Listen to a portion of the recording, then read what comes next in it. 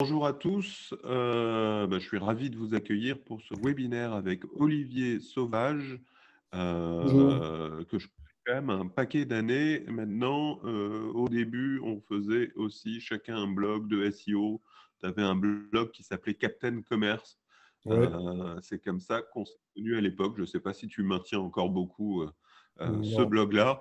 non, Depuis, non. tu t'es beaucoup plus intéressé à l'UX et aussi, moi, je te suis aussi sur tous les sujets de Green IT et de consommation énergétique de l'IT. Enfin voilà, tu es quelqu'un qui a des vraies opinions, qui les partage, qui les défend.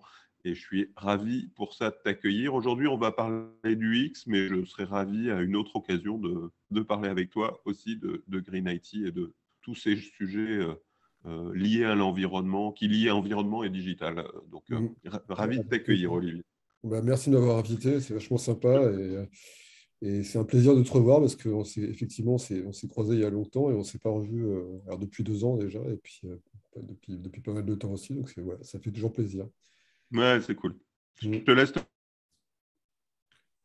plus longuement présenter ce que tu fais. Ouais, ouais, je vais essayer de faire ça assez rapidement pour ne pas embêter tout le monde, mais rapidement, en fait, justement, aujourd'hui, c'est les 12 ans de mon agence qui a été créée le 1er avril 2010, donc voilà, pile poil 12 ans aujourd'hui. Experience, qui est une agence d'UX que j'ai créée en sortant du groupe 3 Suisse International, qui à l'époque était encore un grand groupe de vente à distance, comme on disait, et où j'avais lu à l'époque les écrits d'un grand spécialiste de l'UX qui s'appelait euh, Jacob Nielsen, euh, très connu dans le monde de l'UX, et qui m'avait convaincu qu'il y avait vraiment des choses à faire dans le domaine de l'UX pour les grandes entreprises françaises, parce qu'en fait, en 2010, il n'y avait pas encore tant de monde que ça qui s'intéressait à l'ergonomie des sites web. On n'avait pas encore perçu l'enjeu que c'était derrière, alors qu'aux États-Unis, ça faisait déjà 10-15 ans, peut-être même plus, que voilà, des boîtes comme Apple notamment avaient largement pigé l'intérêt de faire de l'UX, alors pas que pour le e-commerce, mais en tout cas pour commercialiser leurs produits. Donc voilà, donc j'ai créé Experience il y a 12 ans. C'est une agence aujourd'hui qui C'était déjà de mon expérience au début? T'étais pas plus spécialisé e-commerce au début?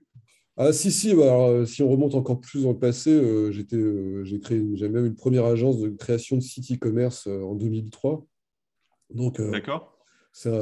même pour dire franchement, enfin pour dire pour la petite histoire, j'aime bien dire ça, mais moi je fais du e-commerce depuis 1998, puisque mon premier boulot dans la vie, ça avait été de faire des sites web pour vendre des logiciels en ligne. Alors, on ne parlait même pas de e-commerce en 98, mais par contre, ce qu'on faisait, c'était déjà du e-commerce. Il y avait déjà Alors, il n'y avait pas de panier, je me souviens, il n'y avait pas de panier. Il y avait juste. On commençait à intégrer le paiement, mais c'était une galère sans nom parce que techniquement, c'était hyper rudimentaire.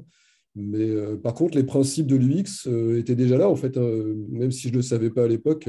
Moi, je passais déjà beaucoup de temps à essayer de comprendre comment on pouvait faire des interfaces qui soient persuasives. Et ça, ça a toujours été pour moi une vraie question. J'ai toujours pris, d'ailleurs, c'est assez marrant, j'ai toujours pris ça comme un jeu vidéo. Pour moi, c'était un peu. Moi, j'étais un grand fan de Civilisation. Je ne sais pas s'il y a des gens qui connaissent ce jeu-là. Ça Ouais, remonte à moi j'ai très très beaucoup loin. Ouais, j'ai toujours aimé les joué à simulations Civilization économiques, aussi. les trucs comme ça. Et du coup, dans le e-commerce, je retrouvais un peu ce côté très ludique. Comment faire pour que les visiteurs se transforment en clients. Et moi, j'ai pris comme un jeu, quoi. Je me suis toujours dit comment on pouvait faire.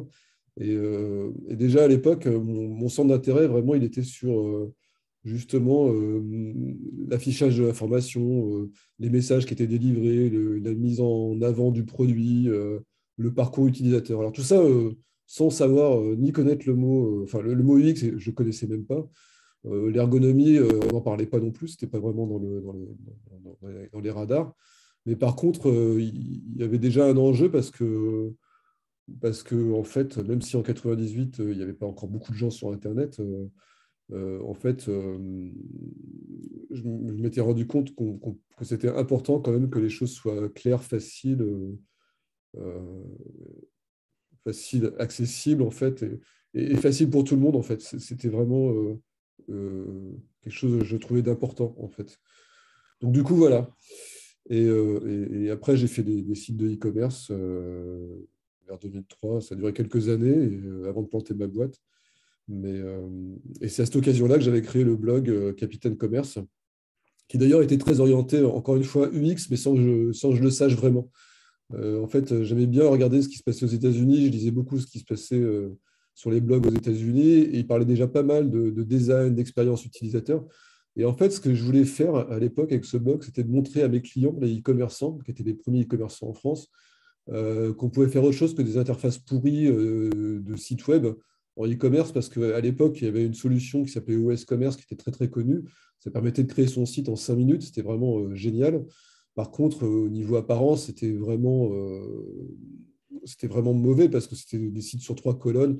Enfin, ça avait été développé par des techos, quoi. Il n'y avait aucune notion d'ergonomie. C'était totalement orienté fonctionnalité. Donc, c'était très puissant de ce côté-là. Par contre, ce n'était pas du tout ni esthétique ni ergonomique. Et moi, j'ai fait mon beurre là-dessus, en fait, en tordant la solution pour faire des interfaces vraiment innovantes et originales. Et c'était ça qui m'intéressait. Et donc, j'ai créé le blog Capitaine Commerce pour montrer à mes clients et puis aux gens qui lisaient le blog, regardez ce qu'on peut faire en e-commerce, regardez les interfaces qu'on peut faire, regardez, on peut faire autre chose que des sempiternelles 3 colonnes. Parce que je me souviens, les débats quand même en 2006, hein, ça portait encore sur est-ce que je dois faire mon site de e-commerce en 1, 2 ou 3 colonnes, hein. Donc, c'était quand même le niveau zéro de l'ergonomie. Aujourd'hui, je crois que plus personne ne pose la question, mais à l'époque, on se posait quand même la question. Et c'est quoi la réponse aujourd'hui? Parce que Il n'y a pas de réponse, en fait. Aujourd'hui, la réponse, elle est vachement complexe parce que aujourd'hui, il n'y a pas de recette pour faire un site web. Alors, il y a des conventions parce que euh, les gens, par exemple, utilisent beaucoup Amazon, donc ils se forment des habitudes sur l'interface d'Amazon. Et c'est vrai qu'après, quand ils vont sur un autre site, ils vont toujours se demander, mais pourquoi c'est pas comme sur Amazon, par exemple? Pourquoi c'est pas... Alors, ils pensent que c'est simple parce qu'ils ont l'habitude, mais en fait, Amazon est un site qui est quand même très compliqué. Mais donc, il y a pas de règle absolue. Donc, en fait, aujourd'hui, moi, avec nos clients, évidemment, on ne leur dit pas faites un site sur 2 ou 3 colonnes. On regarde avec eux quels sont les produits qu'ils vendent, à qui ils s'adressent. Et en fonction de ça, on va faire un site avec un design et une apparence qui sera adapté en fait, à leur marché. Donc, du coup, on va avoir des choses très différentes, hein. Tu vois, là, par exemple, on bosse en ce moment avec Castorama.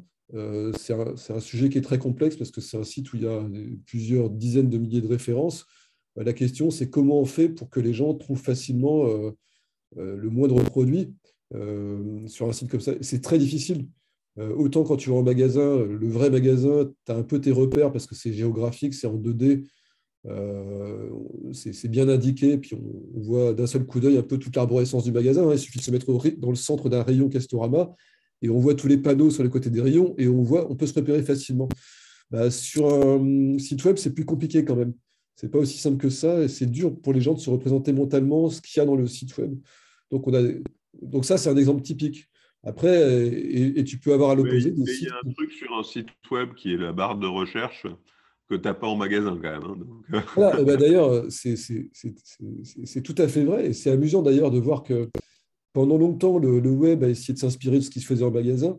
Et puis en fait, aujourd'hui, on va avoir le magasin qui va essayer de s'inspirer de ce qui se fait sur les sites web, hein. tu vois, moi, Decathlon, dans un casto ou dans un magasin de bricolage, je suis quand même un peu en suffocation, je suis un peu paumé et je suis hyper mal à l'aise parce que je ne sais pas quoi sert à quoi et ce que je dois faire avec quoi. Enfin, je suis Ah ouais, vraiment, je ah ne suis ouais, pas un bon bricoleur, hein, vous avez compris. ouais. Euh, et finalement, je suis presque plus à l'aise sur un site de bricolage parce que je dois taper vis, quelle taille, quel machin, et je trouve la bonne taille de vis Ah ben, c'est complètement dans le vrai. magasin lui-même. Ouais, c'est complètement vrai. C'est pour ça qu'en fait, aujourd'hui, par exemple, je pense qu'il y a beaucoup de recherches qui se font dans le domaine des apps pour arriver tu vois, à apporter les fonctionnalités du web en magasin. Tu vois, une app qui te permet de te repérer en magasin. Effectivement, tu taperais une référence de vis ou de clou et puis l'app te guiderait dans le magasin. Ça se fait déjà. Je ne sais pas si ça marche super bien parce que nous, on a fait des études, je me souviens, avec Auchan il y a quelques années sur mobile. Alors, c'était bon, il n'y a peut-être pas encore autant d'utilisateurs de mobile qu'aujourd'hui, mais en tout cas, on avait trouvé des difficultés auxquelles on ne s'attendait pas du tout. Par exemple, que les gens en fait n'aimaient pas du tout se servir de leur mobile en magasin. Ils avaient peur de le faire tomber.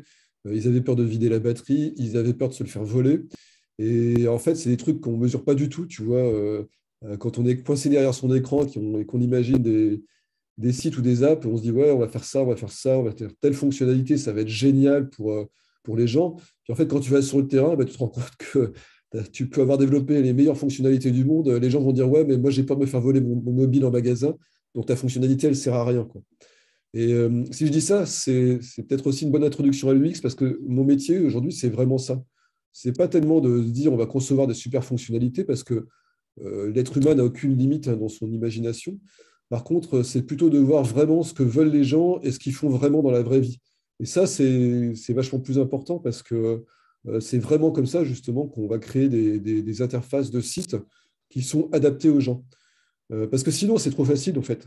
C'est trop facile de se dire, et je le vois très souvent, tu vois, par exemple, chez les start-upers qui veulent créer leur boîte et qui ont eu un projet, et puis ils ont une app, ils veulent faire une app, et puis ils ont déjà l'idée, ils veulent mettre 50, 70 fonctions, enfin, ils veulent faire plein de trucs, et c'est génial, et ils ont prévu le budget exact. Et à chaque fois, je leur dis, mais c'est super votre truc, mais en fait, vous ne savez pas comment les gens vont utiliser votre app, vous ne savez pas ce dont ils ont vraiment besoin, vous ne savez pas comment ils vont réagir, vous ne savez pas comment ils vont l'utiliser. Tu vois, un exemple très simple, c'est tout ce qui est app de mobilité. Alors, tu peux concevoir des tas de trucs fantastiques avec un papier et un crayon ou avec Figma ou je ne sais pas quoi, un outil formidable sur Internet pour inventer des fonctions dingues. Mais si tu ne vas pas tester ton app avec un proto après sur le terrain, dans la ville, par exemple, dans les bus, dans les métros, bah, tu passes à côté de 90% de ton sujet, en fait. Parce que tu n'écoutes pas les utilisateurs, tu ne sais pas comment ils fonctionnent. Et surtout, si tu ne vas pas sur le terrain, tu ne peux pas voir ce qui se passe réellement. Et ça, c'est très, très important de voir ce qui se passe réellement. Et il y a toujours des surprises de ce côté-là. C'est pour ça que l'UX, pour moi, c'est vraiment d'abord regarder vraiment ce que font les gens, vraiment comprendre leur comportement. C'est vraiment la première chose à faire, quel que soit le sujet, et même des sujets que je connais bien. Nous, chez Wexperience, on a des clients dans tous les domaines, bon, plutôt e-business, e-commerce, mais même si on fait un sujet qu'on connaît déjà, le truc qu'on connaît mieux, c'est le retail, quoi. Vraiment, moi, je viens de ce monde-là, du retail B2C. J'ai travaillé chez Trois Suisses, on est dans le Nord, c'est le paradis de la grande distribution. Donc, le retail B2C, je connais super bien. Mais même si on vient vers moi en me disant je veux faire un site en B2C, je ne vais pas appliquer des recettes et dire voilà, on va faire comme ça, comme ça, comme ça. Première chose que je vais faire, c'est OK, on fait une étude utilisateur, on prend 12 personnes, on regarde votre site, on regarde les sites de vos concurrents, on voit ce qui se passe sur mobile, on voit ce qui se passe sur desktop. Et en fonction de ce qu'on voit, là, on va commencer à concevoir quelque chose. Et à chaque fois qu'on fait ça, évidemment, on apprend des nouvelles choses parce que on est toujours surpris, en fait. On est toujours surpris. Il y a toujours des comportements auxquels on n'avait pas pensé. Il y a toujours des habitudes qui se sont installées qu'on ne connaissait pas. Parce que c'est extrêmement mouvant. Notamment depuis 2 ans, il y a eu beaucoup de changements avec le Covid qui a créé une nécessité et un appétit, puis même surtout des besoins extrêmement forts sur les usages du numérique, qui a amené plein de gens qui n'étaient pas très appétents au numérique sur le marché, et donc avec plein de comportements qu'on n'imaginait pas, plein de choses qu'on n'imaginait pas. Et du coup, à chaque fois qu'on fait un site, on est obligé de recommencer à zéro, entre guillemets, l'étude des utilisateurs pour comprendre vraiment ce qu'ils veulent, quoi. Et c'est tout le temps différent, quel que soit le domaine. Je peux vous le dire, là, on travaille, par exemple, avec un laboratoire dans le sud de la France qui fait des produits, des compléments alimentaires plutôt à destination des personnes âgées. Et alors, quand je dis âgées, c'est 70-80 ans. Donc, c'est un vrai challenge de faire un site pour des gens comme ça. Donc, on fait une étude utilisateur, on regarde comment les gens font. Et là, on se rend compte voilà, que toutes les idées préconçues qu'on avait sur les hyper seniors, on va les appeler comme ça, ne sont pas celles qu'on avait. Il y en a qui se débrouillent très très bien avec un mobile, très très bien avec un ordinateur. Il y en a qui sont complètement paumés.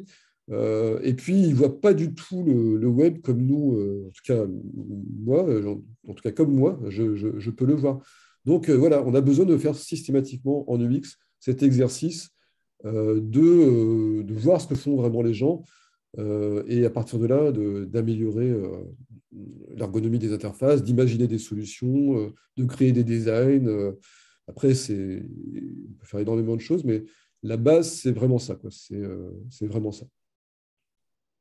Euh, Je vais y aller.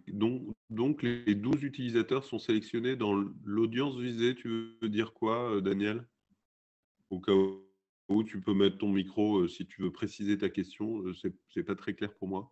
En fait, Et puis sinon, Olivier, si tu veux lancer tes slides aussi pour qu'on ouais. adresse les rappels de base de l'UX, etc. Ce que tu voulais présenter, n'hésite pas. Je Daniel, vais excuse-moi. passer j'ai écouté la question, on va y répondre, et puis après, je mettrai les slides dans ce cas-là, si vous voulez bien. En fait, bonjour. Donc, bonjour Olivier, merci pour ta présentation. En fait, tu dis bah, il faut tester sur une douzaine d'utilisateurs et voir comment les gens se comportent. Mais ça veut dire que tu as 12 utilisateurs. Dans tes hyper seniors, tu vas donc choisir 12 hyper seniors pour faire ton test. On est d'accord? Donc, Ouais, à chaque fois, tu choisis dans l'audience ciblée du site ou pour la gamme de produits cités, puisque je ouais, suppose que sur les grands sites, tu as différentes audiences, évidemment. oui, Donc, tu fais d'abord une présélection. C'est un recrutement que tu vas faire d'utilisateurs dans ta cible. tout à fait. On ne prend pas n'importe qui. Alors, effectivement, quand tu vas travailler sur un site généraliste, à nouveau Auchan, là, tu vas ventiler ta cible d'utilisateur sur, j'en sais rien, moitié homme, moitié femme, plutôt les gens qui vont aller chez Auchan ou qui vont aller chez des concurrents. Évidemment, je ne vais pas prendre typiquement, moi, par exemple, je ne vais jamais chez Auchan, je ne vois pas vraiment l'intérêt de me faire essayer une application. Donc oui, on cible comme ça, et ça va même très très loin, puisque par exemple en B2B, quand on teste, on audite un site, on va chercher vraiment les gens qui vont utiliser ce site. Je vais montrer un exemple après, mais D'accord. juste deux exemples types, hein. Là, on a travaillé pour... D'ailleurs, les exemples que je vais montrer, c'est ça. Pour une agence de référencement, une agence de SEO. Là, on est allé chercher uniquement des marketeurs, donc des jeunes trentenaires, femmes, hommes, qui ont l'habitude de bosser avec le numérique tous les jours. Donc, on va avoir une typologie de comportement. Et l'autre exemple que je vais vous montrer après, c'est une filiale de Saint-Gobain qui fait du joint industriel pour l'aéronautique, entre autres. Et là, on est allé chercher des ingénieurs dans le domaine de l'aéronautique, pour vous donner des exemples, des gens de la NASA, des gens de l'ESA, etc.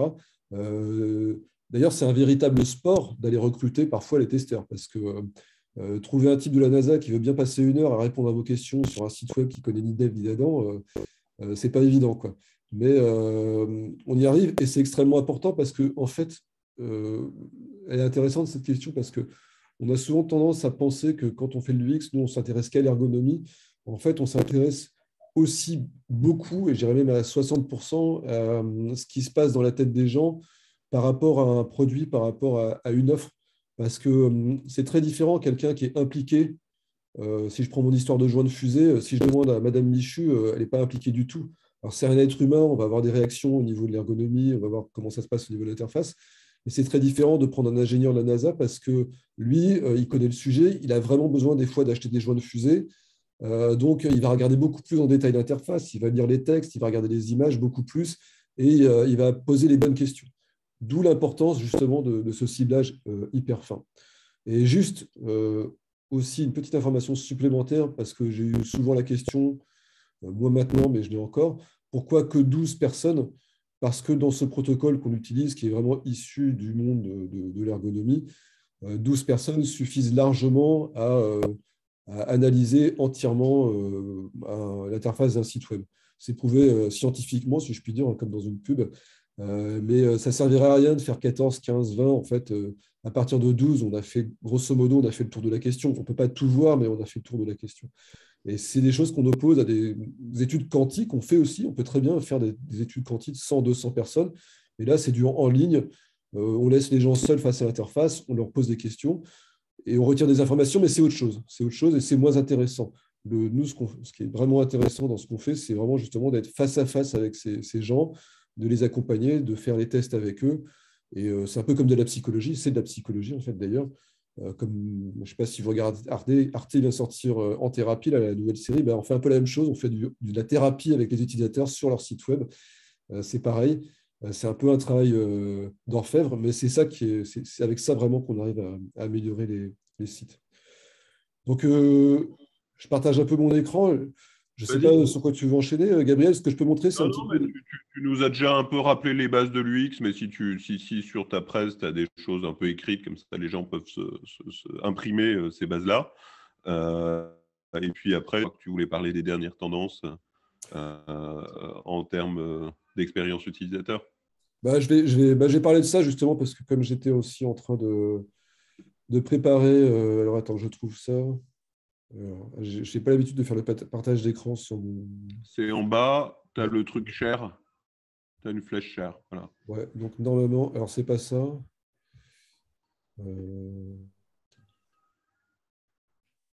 Juste, j'ai ma barre de contrôle qui s'est mise sur mon. Tu peux la descendre. Je peux la descendre. Tu as une petite flèche qui peut l'amener vers le bas pour que ça ne t'empêche pas de naviguer. Voilà, on dirait un papy. Vous voyez le truc là, du coup, c'est bon? Ouais. D'accord. Justement, là, j'en profite parce que je vais faire là prochainement une conférence à Lille sur les expériences riches et puis sur les tendances. Je vais vous montrer un peu ça. Je vais vous montrer quelques exemples en fait qui sont assez significatifs un peu de ce qui est intéressant dans le domaine de l'UX actuellement. Notamment, je vais commencer par une petite intro. Alors ça, c'est des slides que je n'avais pas spécialement préparés pour aujourd'hui, mais je peux vous laisser lire. Mais en attendant, juste peut-être une petite chose que j'avais envie de vous dire. Il y a la plus grosse agence UX aux États-Unis qui s'appelle Norman Nielsen Group, qui vient de sortir une étude complète UX et e-commerce. C'est une étude qui vaut $500 d'ailleurs, donc ce n'est pas ultra cher. Ça peut valoir le coup de l'acheter, de la télécharger. Mais surtout, ce qui est vachement intéressant, c'est que ça fait 20 ans qu'ils observent en fait, les comportements des consommateurs américains et des consommateurs mondiaux. Et en fait, leur conclusion, elle est vachement intéressante, c'est qu'en fait, ils sont en train de dire que aujourd'hui, en UX, beaucoup de sites, je pense notamment aux grandes marques, ont atteint un niveau tout à fait honorable, tout à fait normal, tout à fait bon.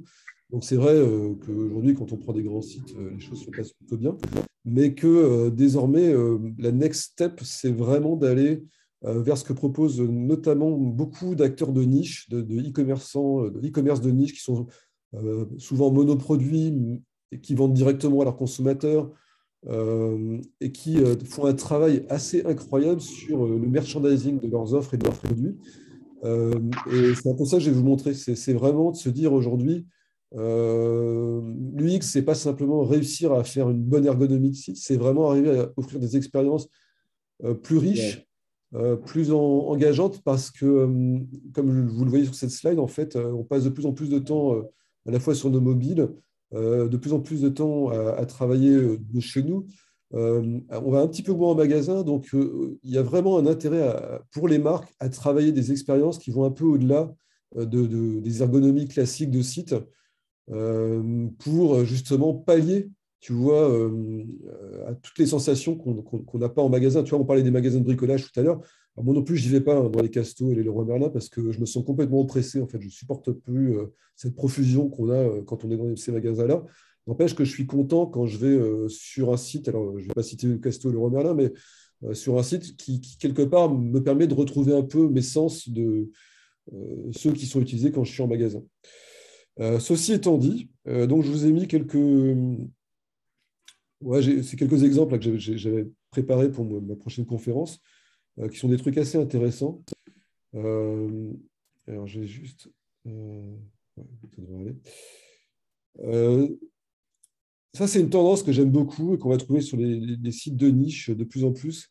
C'est vraiment des gens qui vont aller casser complètement toutes les règles de l'art en termes de design, d'interface, qui vont aller chercher des trucs beaucoup plus originaux que ce qu'on voit sur la plupart des sites. Alors, comme vous voyez, c'est un site où ils vendent apparemment du miel, je crois, c'est un site grec. Ils n'ont pas énormément de produits. On n'est pas sur du Casto, du Amazon avec des millions de références, mais ce qui est intéressant là-dedans, c'est déjà l'apparence graphique qui est complètement, on va dire, foutraque parce qu'on a des couleurs qui sont vives, qui sont un peu agressives ou pas. D'ailleurs, ça dépend comment on peut prendre ça. On a une mise en forme qui n'est pas forcément carrée, quoi. Pas de colonne, pas de ligne. Voilà, ça se passe un peu dans un sens, dans un autre. Les produits sont présentés en quinconce. Bon, on a plein d'animations. Alors ça, évidemment, aujourd'hui, on en a de plus en plus. Il y a beaucoup de librairies d'animation qui permettent de faire un peu tout ce qu'on veut. Là, c'est très sage. Il y a des trucs beaucoup plus délirants que ça. Mais ça, c'est vachement intéressant parce que c'est un peu ce que les gens attendent de plus en plus, en fait. Les consommateurs, en fait, ils sont lassés, quoi. Je veux dire, d'abord, il y a une offre qui est prolifique sur le web. Il y a beaucoup de sites qui ont tendance à se ressembler, hein, parce que les UX designers ont tendance à faire un peu tous la même chose au bout du compte.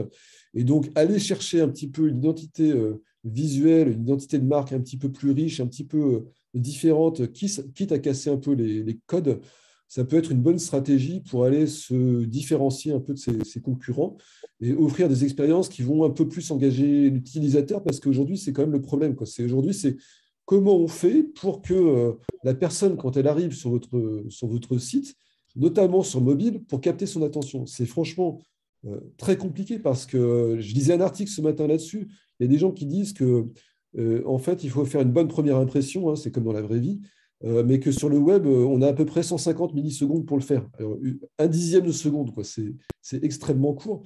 Alors, ça me paraît un peu abusé, mais ce n'est pas totalement faux non plus. Ça veut dire qu'en fait, si quand quelqu'un arrive sur votre site, vous ne le surprenez pas, vous lui procurez pas un peu une émotion positive, si en plus vous n'êtes pas, si vous, en plus, vous n'êtes pas raccord avec la recherche qu'il a fait au préalable sur Google, la personne elle va assez vite partir. Alors, ce n'est pas forcément instantané. Donc, ça peut être intéressant de jouer sur des codes un petit peu originaux, un petit peu nouveaux, là, comme on peut avoir sur ce site, pour justement créer une traction visuelle, une traction esthétique, qui fait que, ah, OK, qu'est-ce qui se passe ici? J'ai envie d'aller voir. Alors après, ça ne veut pas dire qu'on va faire la vente derrière ou que la personne va adhérer, mais en tout cas, c'est intéressant de travailler ces pistes-là. Et, je pourrais vous montrer beaucoup d'exemples de sites assez différenciants comme ça. D'ailleurs, je mettrai une presse en ligne d'ici un mois et demi là-dessus. Mais il y a pas mal de sites qui explorent ça et je trouve ça vachement intéressant d'explorer cette voie-là. Alors, encore, je ne suis pas en train de dire que tout le monde doit faire ça, mais ça peut être une piste pour certains e-commerçants. Alors après, il y a des trucs qui sont assez classiques, mais qui sont aussi des bonnes pistes à explorer. Moi, j'ai bien aimé ce qu'a fait Nike. Alors, vous allez me dire, c'est Nike, ils ont des millions, ils ont des moyens, ils mettent tout leur fric sur le marketing. Alors, c'est pas faux. Mais n'empêche que quand ils ont trouvé une solution, bah, elle est assez facile à recopier. Et là, moi, j'aime vraiment beaucoup le travail qu'ils ont fait sur cette collection. Alors, je ne suis pas un fan de Nike, donc je ne connais pas bien les noms des marques et des modèles, mais ils ont fait un super travail sur le merchandising en fait, des chaussures, donc avec des shootings photos qui sont assez incroyables. On peut zoomer sur le produit, vraiment bien le voir dans le détail. Il y a toute une espèce de façon de shooter les produits qui est très standardisée. Il y a de l'incrustation en vidéo directement dans la fiche produit. Et ce qui est vraiment top, alors ce n'est pas ce qu'il y a là actuellement à l'écran, je vais un peu revenir en arrière là-dessus. Ce qui est vraiment top, c'est justement, hop, petite pause, c'est ça en fait, c'est vraiment, voilà, c'est le fait d'avoir vraiment mis le produit en star sur la fiche produit, quoi. On voit que lui, il y en a plein, il y a profusion, on a vraiment l'impression d'être dans le magasin face au rayon, on pourrait presque prendre les chaussures avec nos mains. On n'est pas encore dans le métaverse, mais ça ne saurait tarder. Et là, en fait, ça tient à quoi? Ça tient vraiment pas à grand-chose. Ça tient essentiellement à un shooting photo qui a été pensé. Et je pense que Nike peut se permettre de faire ça, mais c'est vrai que c'est pas facile pour tout le monde. Ça a été pensé, à mon avis, avec l'équipe de design du site. C'est pas possible autrement, quoi. Donc, il y a un travail de réflexion de la prise de vue qui est fait, à mon avis, avec les designers du site. Mais du coup, ça donne vraiment quelque chose d'extrêmement riche. Moi, j'aime bien aussi la petite vidéo qu'ils ont incrustée en haut de l'écran. Et ça, voilà, c'est de l'inspiration qui est assez facile à réemployer pour n'importe quel type de produit. Alors, des exemples comme ça, j'en ai plein. Ce qui est intéressant, là, c'est quand même que plutôt que d'avoir une seule photo présente à l'écran en même temps et on clique pour avoir plus de photos, là, tu as plein de photos présentes à l'écran en même temps, en fait, avec des angles différents. Ouais, complètement. Et ça crée une vue beaucoup plus large du produit, beaucoup plus complète que quand tu dois cliquer pour avoir la photo suivante, quoi. Exact. Et en fait, tu as moins d'efforts à faire pour y arriver. C'est juste un scroll. Alors, je pense que ça a été aussi pensé pour le mobile, hein, puisqu'on scrolle beaucoup en mobile. Et on pourrait presque dire que sans faire de la 3D, tu as de la 3D parce que finalement, le produit, tu le vois sous tous les angles. Et l'avantage, là, c'est que tu n'as aucun effort à faire, quoi. Tu scrolles juste un petit peu. Como je n'ai jamais participé à ces réunions, comment pourrais-je Alors, faire? Mutabazi, je vais le muter. OK. Voilà, donc ça c'est intéressant, hein, c'est des choses qu'il faut explorer. De toute façon, moi aujourd'hui, je crois très fort à un merchandising beaucoup plus riche que ce qu'on a actuellement sur beaucoup de sites. Je pense que les budgets doivent aller vers ça. Comment valoriser votre produit à fond, le montrer sous tous les angles. Là, c'est qu'un seul exemple, hein. Après, il y a beaucoup de choses à faire avec de la vidéo, de la 3D, la réalité augmentée. Enfin, il y a plein d'outils possibles et imaginables. Le seul truc, c'est que voilà, il faut se dire, tiens, je vais mettre du budget là-dedans. On n'a peut-être pas encore trop l'habitude de le faire parce que c'est vrai que c'est un surcoût, mais c'est un surcoût qui est nécessaire parce que demain, je ne sais pas comment vous allez vous faire pour vous distinguer si vous faites la même chose que vos concurrents. Donc là, il y a sûrement moyen d'aller un peu plus en avant. Ça, c'était une deuxième tendance. Et un troisième truc que je vous montre, que je trouve, moi, alors, absolument génial. Bon, là encore, hein, on n'est pas sur des budgets de 1000 ou 2000 euros, on est sur des très gros budgets. Alors, ce n'est pas le fond d'écran de mon iPhone, je vous rassure. C'est une tendance que j'aime bien, alors qui n'est pas nouvelle, parce que c'est des techniques qu'on utilise depuis longtemps. Les Américains, ils appellent ça le scrollytelling. En fait, c'est l'art de raconter une histoire en scrollant. Et pourquoi c'est intéressant? Parce que plutôt que de présenter des offres ou des produits sans logique narrative, donc un peu comme des notices de produits, on les présente vraiment en racontant une histoire. Et ça change un petit peu tout. Alors, je ne dis pas que ça marche encore une fois pour tout et pour toutes les offres, mais c'est un concept qui est intéressant à exploiter dans certains cas parce qu'on va créer une autre affinité avec l'utilisateur. On ne va pas simplement lui dire, tiens, ça c'est les photos, tiens, ça c'est le descriptif, tiens, ça c'est les prix, et puis ça c'est les caractéristiques techniques. Non, on va te raconter une histoire d'abord. Donc là, l'exemple que je vais vous montrer, alors c'est assez particulier puisqu'on va être dans le domaine de la finance et on va parler de produits financiers. Donc ça ne s'adresse pas à n'importe qui. Mais ce qui est intéressant, c'est de voir comment, en fait, là, ce que fait BNP Paribas mêle tout un tas de techniques narratives qui vont du texte, hein, tout simplement, en passant par le visuel, en incluant de l'animation. Et vous allez voir, c'est vraiment fait de manière très fine, quoi. Donc, pour arriver à ça, il y a vraiment il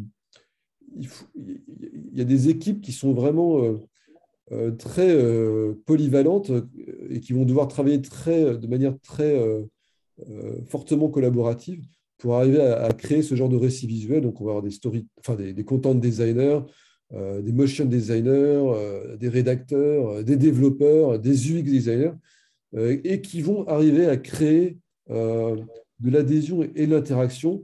Moi, ça me fait penser, vous savez, à ces livres d'enfants qu'on ouvre et puis dedans, il y a des trucs qui sont pliés. Puis quand vous ouvrez la page, ça se déplie et hop, ça vous fait apparaître, surgir un truc en 3D. Ben là, c'est un petit peu la même chose. Alors, c'est réservé à l'écran. C'est des choses que tu sais faire, ça?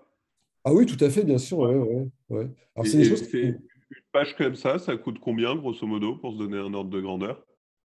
je pense qu'on est sur des budgets à plus de 5 chiffres, hein. On est à À 15-20 plus de 5 000. chiffres. Ah ouais, au moins. Ouais. Ah ouais. Ça ne s'adresse Pour pas à une tout seule le monde.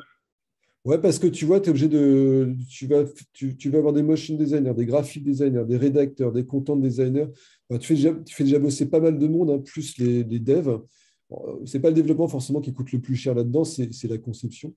Donc, c'est des choses, on va dire, qui s'adressent plutôt à des grosses boîtes. Après, quand vous êtes monoproduit, vous avez une offre de service, il y a beaucoup de sites en B2B qui font ça. Ça peut valoir le coup. Alors, quand je dis 15-20 000, après, tout est discutable et négociable. Mais ce que je veux dire, c'est qu'effectivement, ce n'est pas des choses qui vont se faire en 2-3 jours. C'est beaucoup de travail de réflexion. Mais c'est des choses qu'on va voir apparaître, je pense, de plus en plus souvent. Alors, je n'ai pas mis Apple parce que Apple, ça fait longtemps qu'ils font ça. Mais quand vous allez sur le site d'Apple, pour ceux qui connaissent, hein, on est un peu sur cette logique. Et voilà, quoi. Ça entraîne le visiteur vers autre chose que simplement de la bête fiche produit, de la liste produit. Bon, c'est ce que je disais, on est dans l'étape 2 ou l'étape 3 de l'UX, hein, juste avant le métavers, on va dire.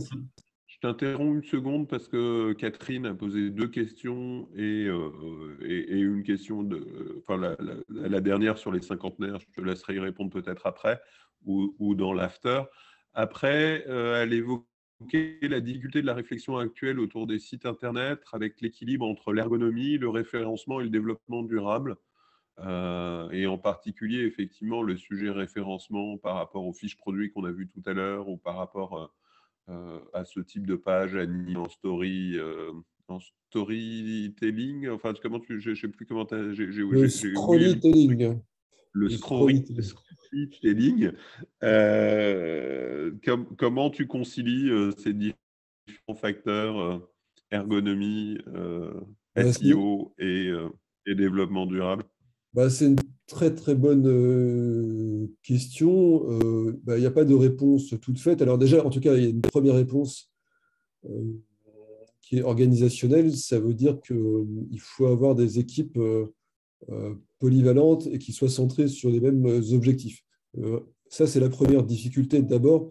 C'est-à-dire que quand tu es sur un projet de site, hein, quel qu'il soit, effectivement, tu vas te poser tout un tas de questions sur le SEO, sur l'éco-design, sur le développement, sur l'expérience que tu veux offrir. Et il y a forcément des compromis à faire. Donc ça, ces compromis, ça va être le choix du commanditaire, hein, soit du e-commerçant, soit du chef de projet. Donc, effectivement, quand on conçoit, nous, des pages, on inclut toujours très en amont déjà le SEO parce qu'on va avoir besoin de savoir jusqu'à quel point ils veulent prendre de la place, on va dire, dans la conception. Donc, ça, c'est variable, mais ça dépend si la boîte a une stratégie forte ou pas de SEO. Il y a des boîtes qui n'ont pas de stratégie forte en SEO, donc on y fera moins attention. Après, il y a aussi des landing pages. On ne va peut-être pas travailler le SEO parce qu'on sait qu'on va faire uniquement venir du trafic par email. Donc, c'est des histoires de compromis. Mais disons que j'essaie de faire une réponse qui englobe un petit peu toutes les questions. Ce qui est sûr, c'est que on ne fera jamais la page UX parfaite ou SEO parfaite ou éco-conçue parfaite à 100%. On ne peut pas avoir les trois dimensions à 100% sur un projet. Donc là, il faut avoir des gens déjà qui soient bien formés à toutes ces notions. Donc il faut être capable en tout cas de faire dialoguer toutes ces parties.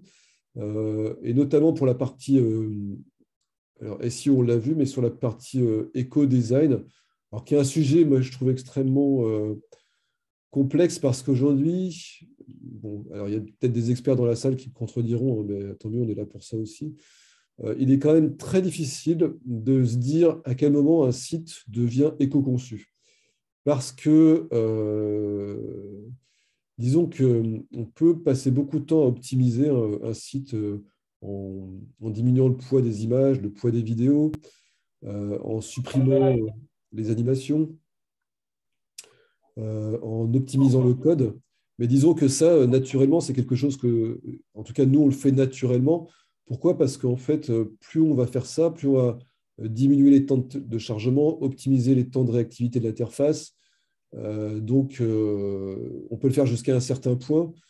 Et plus notre site offrira une expérience utilisateur meilleure. Et après, on peut calculer, par exemple, combien un site consomme de CO2 par rapport à tout ça. Mais le problème, c'est que derrière, on ne sait pas combien on va avoir de trafic, par exemple. Et il y a quelqu'un qui soulignait le paradoxe assez connu, hein, d'ailleurs, qui fait que on va dire que plus un site est performant en termes d'UX, en termes de rapidité de téléchargement, plus il y a de chances qu'il attire de trafic, donc plus il va consommer de CO2 d'une certaine manière, quoi. Donc c'est assez compliqué. Euh, je vais dire honnêtement qu'aujourd'hui, on ne pense pas vraiment à l'éco-design quand on conçoit des sites. On pense plus à la perf, à l'optimisation des temps de téléchargement, de la réactivité de l'interface, etc. Bon, mais juste pour répondre à la question tout à l'heure, voilà, l'idée, c'est que tout ça, c'est des compromis. Je sais pas, c'est vrai que des fois, vous avez le designer qui vous dit, moi, j'ai envie de faire une super belle animation avec des belles photos. Alors, c'est super, mais on a envie de lui dire, oui, mais t'es gentil, mais à un moment donné, il faut que ce soit pas trop lourd à télécharger, il faut que ça aille vite. Et puis, ton design, ça nécessite d'avoir des médias qui pèsent plusieurs mégas, et ça ne va pas être possible. Donc voilà, il faut savoir arbitrer, mais après, la difficulté, c'est à quel moment on dit qu'un site il est suffisamment léger, suffisamment éco-conçu. Si c'était juste des applicatifs métiers hein, pour exécuter des fonctions métiers, ce serait beaucoup plus simple. Mais là, c'est du e-commerce, et il y a des dimensions émotionnelles extrêmement fortes. Sur un site de e-commerce, jusqu'à où tu es prêt, jusqu'à quel point tu es prêt de dégrader ton design pour avoir un site éco-conçu, tu vois, par exemple. Moi, je me souviens d'avoir vu un exemple de site éco-conçu qui allait vraiment très très loin. On ne voyait même pas les photos produits en fait. Il fallait cliquer sur des croix, je crois, pour faire apparaître les produits. Comme ça, il n'y a que les images des produits qui étaient cliquées, qui étaient téléchargées pour économiser de la bande passante. Alors, c'était un truc expérimental, mais ça montrait qu'on pouvait aller très, très loin. Mais dans ce cas-là, on ne fait plus de commerce, quoi, si on fait ça. On ne fait plus de marketing, quoi. Donc, c'est assez complexe, dans le fond. Tu as d'autres exemples à nous montrer ou... Ouais, après, c'est des exemples de choses qu'on a fait nous. Je peux vous montrer un petit peu quand même ça. Un peu de promo, ça mange pas de temps. Ouais, bien sûr. Bah, c'est des sites, parmi les 2 derniers sites qu'on a réalisés. Là, je vous les ai montrés parce que c'est des trucs que j'ai montrés en présentation il n'y a pas longtemps hein, sur les sites en B2B. Ça, c'est justement la fameuse agence SEO pour qui on a travaillé, qui est une agence qui est basée à Lyon, pour laquelle on a entièrement refait le site. Alors, c'est un site qui est fait sur WordPress, hein, pour ceux qui aiment la technique, hein, et qui a donné lieu à un intense travail de conception. On a fait des audits utilisateurs. C'est avec eux qu'on a travaillé, avec des marketeurs. On a fait plusieurs entretiens. Alors, je ne sais plus combien, si c'était 12 ou un petit peu moins. Mais on avait vraiment essayé de comprendre. En fait, l'audit, c'était vraiment pour essayer de comprendre ce que vraiment regardaient ces gens-là quand ils allaient sur un site d'agence. En fait, quel genre d'informations ils recherchaient vraiment et ce qu'ils regardaient vraiment. Et après, ça nous a permis de concevoir une interface où vous pouvez aller voir le site. Hein. J'avais mis l'URL, mais il n'y est plus. Mais c'est Agence WAM. Vous trouverez facilement avec Google. Et on a vraiment travaillé sur ce site-là sur la sobriété, avec des textes extrêmement courts. En fait, je pense que vous l'éprouverez vous-même d'ailleurs. C'est un site qui est très léger. Il a été extrêmement bien optimisé techniquement, donc il s'affiche très très vite. Donc on a travaillé vraiment à fond sur l'expérience utilisateur pour que très vite, qu'on ait des gens, quand ils viennent sur ce site, ils voient très vite ce que fait l'agence WAM, avec qui elle peut prendre contact, vite trouver les clients pour qui elle travaille, et puis ensuite prendre contact. Donc en fait, c'est un site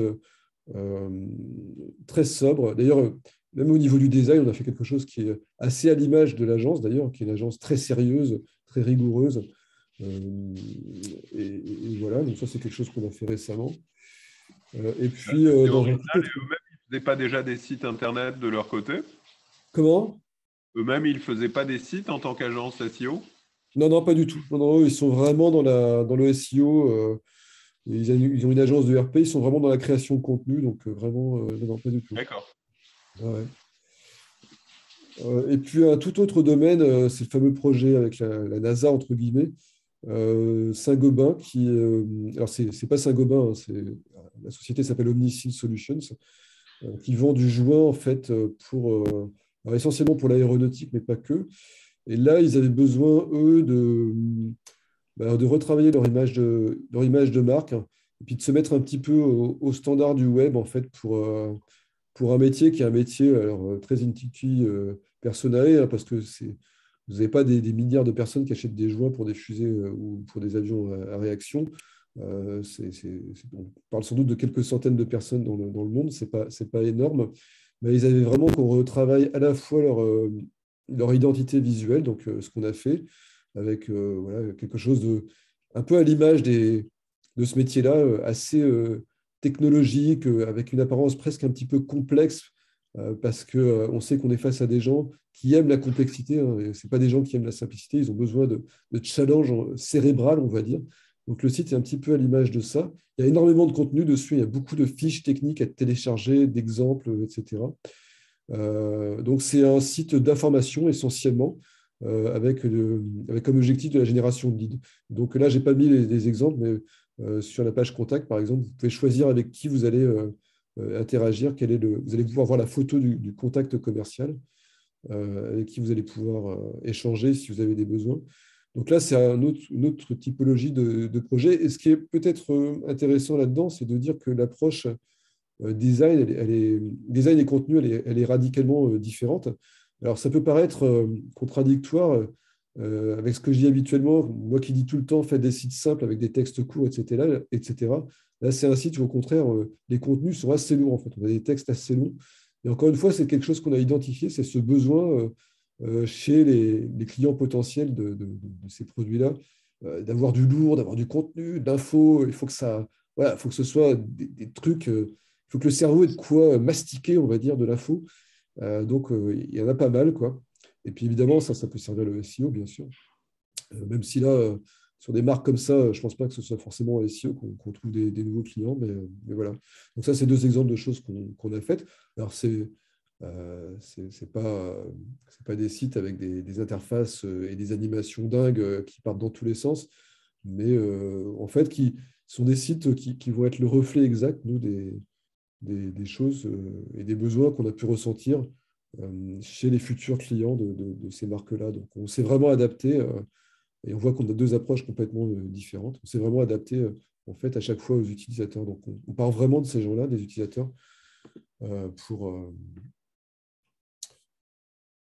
créer des interfaces. Et puis, juste pour terminer, un autre projet qui est presque terminé, qui est pour Decra. C'est pour vous montrer aussi le genre de problématiques qu'on a tendance à prendre en charge. Là, on est sur une appli de réservation. C'est un système assez complexe. Donc là, c'est toute la déclinaison mobile des différents écrans qu'on peut concevoir. Bon, je vous ai mis ça, c'est un peu pour vous montrer un peu parfois la profusion de maquettes qu'on pouvait produire sur un projet. Hein. Sur des projets comme ça, il va y avoir 60 à 100 maquettes qui vont être produites pour pouvoir en passer ensuite à l'intégration. C'est un peu la face cachée, la partie immergée de l'iceberg en fait, de la conception. Voilà, bon, c'était juste une petite illustration de notre métier du X. Donc voilà un petit peu. Sur les tendances, après, il y aurait beaucoup de choses à dire, mais ce que je vous ai montré, c'est vraiment c'est partie des choses qu'on va voir de plus en plus dans les années qui viennent, hein, des choses plus interactives, plus riches, en fait. Merci beaucoup, Olivier. Moi, j'ai envie de revenir à une question plus ancienne de Laurent, qui nous posait aussi la question est-ce qu'il ne faut pas faire confiance à Google pour retrouver un produit sur un site en termes on parlait de recherche à un moment et la barre de recherche sur les sites web, etc. Que penses-tu de cette question? Ah bah, oui.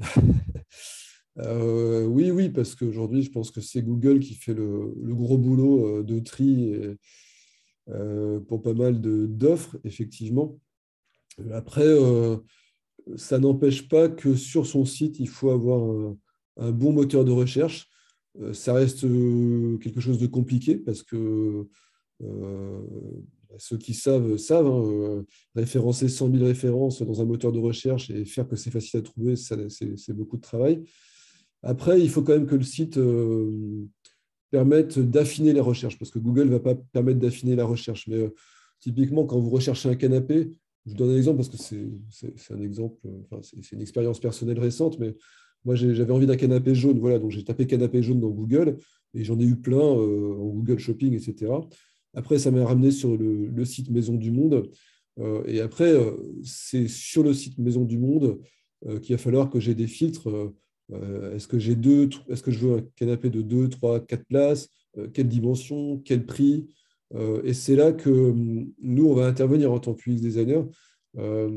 C'est d'aider à définir justement, par exemple, quels peuvent être les filtres qu'il faut mettre en place pour telle ou telle catégorie de produits, parce que ce n'est pas forcément la même chose. Selon quels critères, et puis comment on va les mettre en forme sur la page, parce que ce n'est pas la même chose de mettre 5 ou 6 filtres pour un site que 15 ou 20 filtres. Hein. Ce n'est pas la même réponse en termes d'interface. Et on va aussi intervenir sur la façon dont les produits sont présentés. Hein. Il y a des produits, par exemple, je pense à tout ce qui est électroménager avec les lave-linge, lave-vaisselle, qui souvent ont une apparence extérieure assez proche, faire des recommandations sur comment les différencier visuellement, parce que les êtres humains naviguent beaucoup sur les photos avant de lire les textes sur un site, donc il se fie d'abord au visuel. Donc on va faire tout ce travail. Donc oui, pour répondre à la question de Laurent, Google abat une partie du boulot de recherche. Par contre, sur les sites web, il va falloir mettre en place pas mal d'outils pour aider à affiner. Et puis après, Google n'est pas non plus tout puissant et ne trouve pas toujours. Donc, il y a aussi un travail qui est d'ailleurs beaucoup plus compliqué, qui est la création d'arborescences pertinentes. Ça, c'est un boulot qu'on est en train de faire. Je refais un peu de pub pour moi, mais qu'on est en train de faire avec Castorama. Comment vous recréez une arborescence avec, je ne sais plus combien il y a d'entrées, mais on n'est pas loin de 1000 ou 1500 entrées, sans que les gens se sentent totalement oppressés par ce nombre conséquent d'entrées et qu'en plus, ils arrivent à trouver ce qu'ils cherchent. Bah, ça, c'est aussi notre boulot à nous. On fait ce qu'on appelle, par exemple, un tri de cartes. Donc, on travaille avec tout un tas de testeurs et de personnes. On va leur faire trier en fait, les différentes catégories de produits avec des cartes. Alors, je vous rassure, ça se passe en ligne, hein, ça se passe plus, enfin, ça pourrait se passer en présentiel, mais ça se passe en ligne avec des outils dédiés à ça. Et on va pouvoir évaluer et estimer la façon dont les gens regroupent les différentes catégories de produits, comment ils les nomment, etc. Et ça, ce n'est pas à négliger parce qu'il y a beaucoup de sites où, malgré la puissance des moteurs de recherche, les gens vont rester avec la sensation de ne pas avoir trouvé ce qu'ils cherchaient. Et donc, qu'est-ce qu'ils font dans ce cas-là? Ils se rabattent sur l'arborescence, où typiquement, ils ont tendance à penser qu'en passant par l'arborescence, ils ne rateront aucun produit. Ce qui est vrai, ce qui est d'ailleurs complètement vrai. En fait, on peut pas, dans l'arborescence, il y a tous les produits, donc on ne peut pas se tromper. Donc, il faut justement arriver à créer des arborescences qui soient claires, limpides, faciles à utiliser. Sur mobile, c'est vraiment, vraiment compliqué parce que, vu les tailles d'écran, on ne peut pas faire grand-chose. Mais voilà, ça fait partie aussi de notre boulot. Et ça vient compléter le travail de Google une fois que les gens sont arrivés sur le site.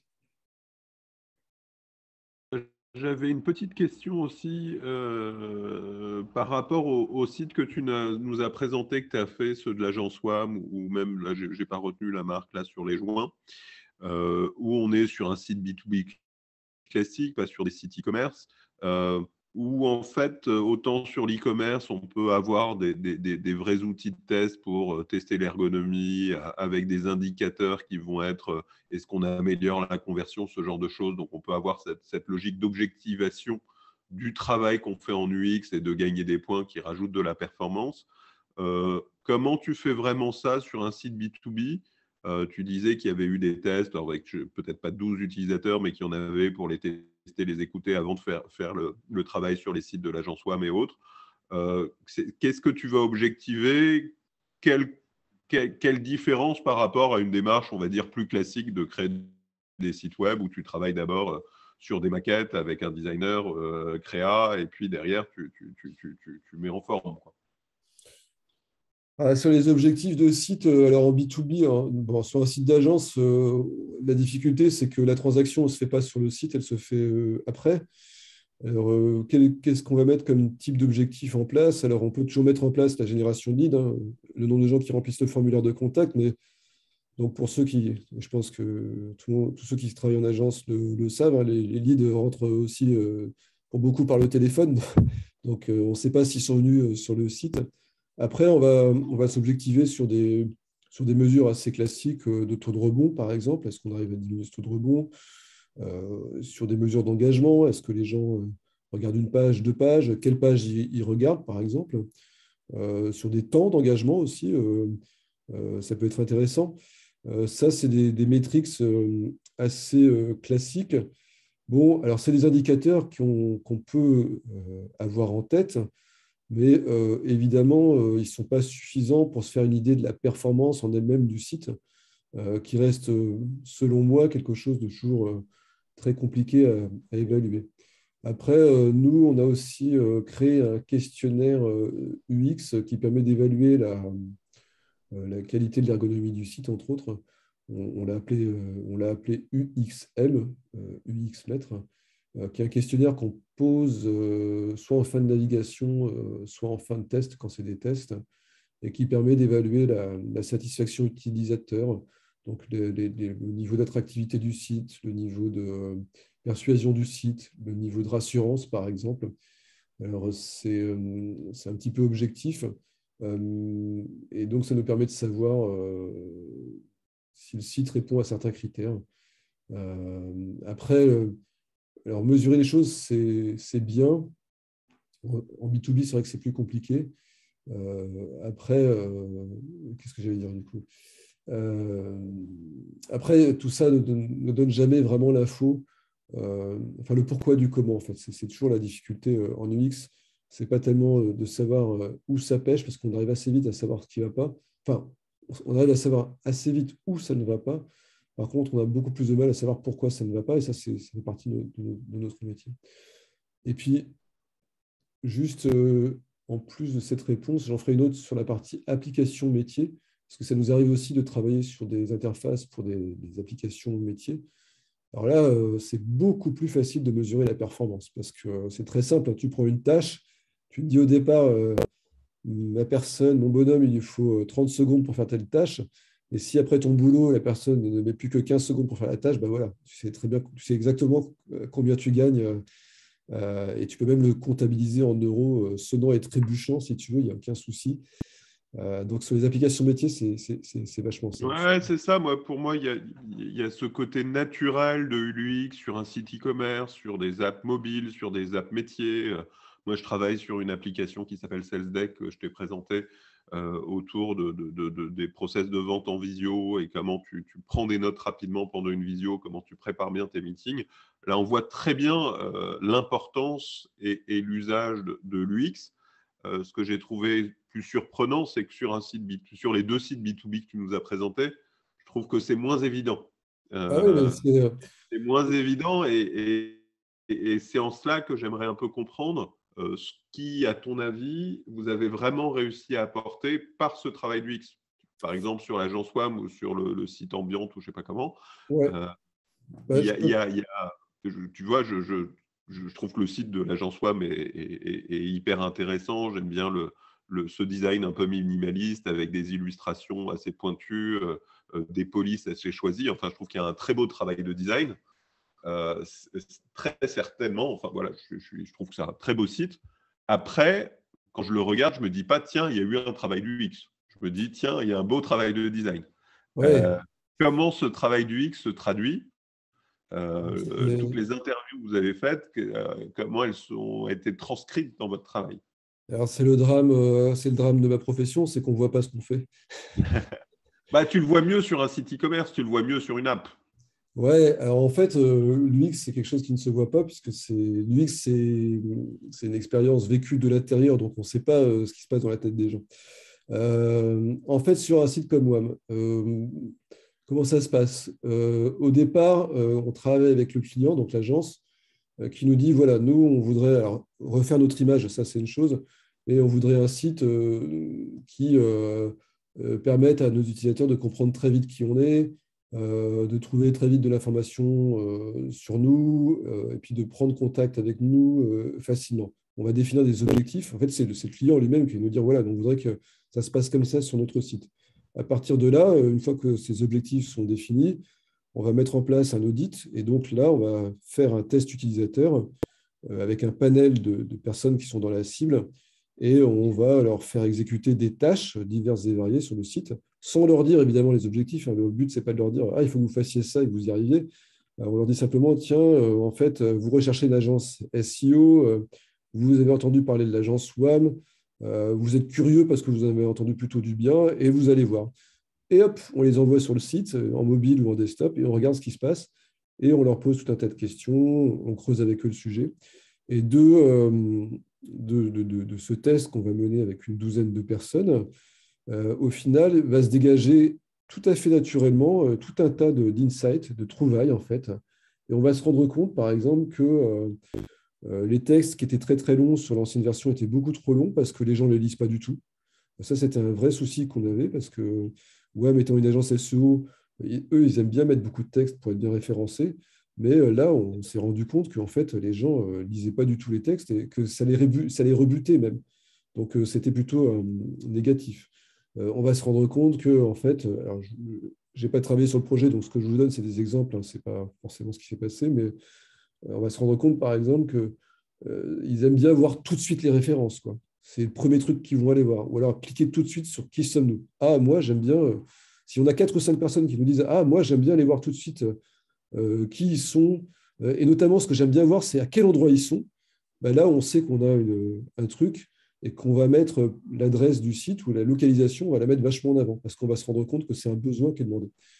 Et donc, au final, on va avoir comme ça, alors sur une étude comme ça, on va avoir 80 à 100 insights qu'on ne va pas tout appliquer parce que ce serait beaucoup trop lourd, mais on va prendre les 20, 30 premiers et on va les intégrer au moment du design du site dans les maquettes. Alors, oui, tu as raison, en fait, ça ne se voit pas du tout. Ça ne se voit pas du tout parce que tout ça, en fait, c'est des choses que les gens, nos testeurs nous ont dit, qu'on a aussi mesuré par ailleurs. On va recroiser. Tu vois, ce qu'on fait de plus en plus, d'ailleurs, et qu'on ne faisait pas trop au début, mais qu'on fait de plus en plus, c'est qu'on recroise avec des études quanti. Donc, on va interviewer 100, 200, 300 personnes sur des sujets qui sont connexes. Et derrière, les designers, on va leur dire, bon, voilà, maintenant, le site, on va le faire comme ça. Par contre, faites super gaffe. En fait, le lien qui somme, on va le mettre plutôt en haut à gauche parce qu'en fait, on sait que les gens cherchent ça en premier. Ah, puis les logos des clients, on va les mettre plutôt en haut. Ou alors, on ne va pas les mettre parce qu'en fait, les gens se sont rendus compte qu'ils s'en foutaient, que eux, ce qui les intéressait, c'était le qui sommes-nous et la vie du chef d'entreprise. Tu vois, donc, tout ça, c'est ça qu'on va trouver. Alors, ça, c'est pour un site B2B, mais quand tu vas être sur un sujet qu'on maîtrise bien, c'est les mutuelles, qui sont des sujets complexes parce que c'est des produits que les gens ont du mal à comprendre. Qui sont insupportables à comparer entre eux. Je veux dire, comment tu compares deux mutuelles l'une à l'autre sauf à y passer ta journée, c'est impossible. Et encore une journée, je suis gentil. Quand tu fais une étude comme ça, tu vas te rendre compte très vite en fait, de ce que les gens recherchent vraiment sur des sites de mutuelles. Et c'est sûrement pas ce que tu as imaginé. Et donc, ce qu'ils vont... Alors, je ne peux pas vous donner les réponses. Encore une fois, je ne suis pas dans les études forcément, mais on va se rendre compte, par exemple, que sur les mutuelles, ils vont se poser la question de mais ça veut dire quoi 200% de remboursement par la Sécu? Tu te rends compte que les gens ne comprennent pas. Et là, tu vas mettre le focus là-dessus, tu vas le mettre bien en avant sur tes tableaux comparatifs. Qu'est-ce que ça veut dire 200% de remboursement? Et ainsi de suite, et ainsi de suite. Donc, tout ce travail, en fait, qu'on va faire en amont, va nous permettre de nourrir à la fois notre réflexion sur quels sont les contenus qu'on doit pousser. Donc, quand on pousse des contenus, on sait qu'on doit les mettre toujours plus en haut de page, plus en haut à gauche. Enfin, il y a plein de règles. Là, pour le coup, c'est vraiment l'ergonomie. Et au final, qui vont donner des interfaces. Alors, certes, effectivement, quand tu me dis « Ouais, mais sur Omniscibles et sur WAM, on ne voit pas trop le travail. » En fait, si, il est complètement là. Sauf qu'il ne t'apparaît pas parce que tu n'es pas concerné par ce produit-là. Mais que si tu étais concerné et qu'on te demandait, que tu avais vraiment besoin d'acheter des joints de fusée, je peux te garantir que les gens trouvent très très vite l'info dont ils ont besoin. Et beaucoup plus vite que ce qui était le cas avant, en fait. Donc, c'est ça notre boulot, en fait. C'est pas, moi, j'ai toujours tendance à montrer des choses qui font un peu waouh, en fait, dans les yeux des gens en conférence, parce que je sais que voilà, les gens sont un peu demandeurs de ça. Mais en vrai, l'effet waouh qu'on crée nous en UX, il n'est pas visible, quoi. L'effet waouh, il se passe dans la tête des gens. Et l'effet waouh, c'est waouh, quand je vais sur le site de Casto et que j'ai besoin de tel clou pour tel truc, bah, je le trouve j'ai dit 30 secondes, c'est beaucoup trop long, je le trouve en 5 secondes au lieu de 10 secondes si le site n'avait pas été étudié par l'UX. Bah, effectivement, en termes d'interface, tu vas te retrouver sur des trucs très sérieux. Moi, je ne vais pas, tu vois, je vais pas transformer, je pense toujours à Casto, mais Casto, on ne va pas s'amuser à faire un truc avec un design disruptif et puis des animations dans tous les coins, ça n'a aucun sens. Mais par contre, au final, quand les gens vont arriver sur le nouveau site, là, ça sortira d'ici quelques mois, je peux te garantir qu'ils vont trouver beaucoup plus vite les produits qu'ils recherchent, mais vraiment beaucoup plus vite, quoi. Et ça va faire une grosse différence par rapport à son concurrent direct, hein, qu'on connaît très bien aussi d'ailleurs, puisqu'on est dans la même région, qu'on se fréquente, donc ce n'est pas un problème de le dire. Voilà. Et ça, je dirais, oui, c'est le drame de ma profession du UX designer, c'est qu'on ne voit pas ce qu'on fait. Mais par contre, ce qu'on fait vraiment beaucoup de bien au site et va avoir beaucoup. Et en termes de coût, ça rajoute combien le travail du X sur un site comme WAM va rajouter combien à ce qu'on aurait pu avoir comme coût sur un site où il n'y aurait pas eu ce travail préalable? Alors, je vais te faire une réponse de commercial. Bah, en fait, ça ne coûte pas plus, ça te fait faire des économies. Ce qui te coûte au départ te rapporte beaucoup plus après. Mais je vais donner un exemple très très simple. En fait, c'est plus flagrant dans les applications métiers. Il y a plein d'exemples de ça. Mais tu as beaucoup de SN qui développent des sites qui ne font jamais de tests utilisateurs, qui suivent un cahier des charges, qui développent. Et puis en fait, une fois qu'ils ont mis en prod leur truc et qu'ils les mettent dans les mains des utilisateurs, ils se rendent compte qu'ils vont devoir faire de la formation pour les utilisateurs parce qu'en fait, ce n'est pas suffisamment bien conçu en termes d'expérience utilisateur. Ils se rendent compte qu'il y a des trucs qui ne servent à rien. Il y a plein de problèmes comme ça. Et ça coûte beaucoup plus cher de corriger et de modifier une application ou un site que de bien la concevoir au début. Alors oui, il y a un surcoût, donc, entre guillemets, au départ. Donc, pour te donner une idée, je vais pas ne pas dévoiler les coûts, mais quand on fait un audit, par exemple, avec une dizaine de personnes, on est sur des montants de 10 000 à 12 000 euros qu'on va effectivement rajouter par rapport à ce qui n'en fait pas. Mais encore une fois, c'est... Alors évidemment, moi, tu vas me dire, je suis de la partie, donc je ne vais pas te vendre ça comme un coût. Moi, je te vends ça comme un investissement.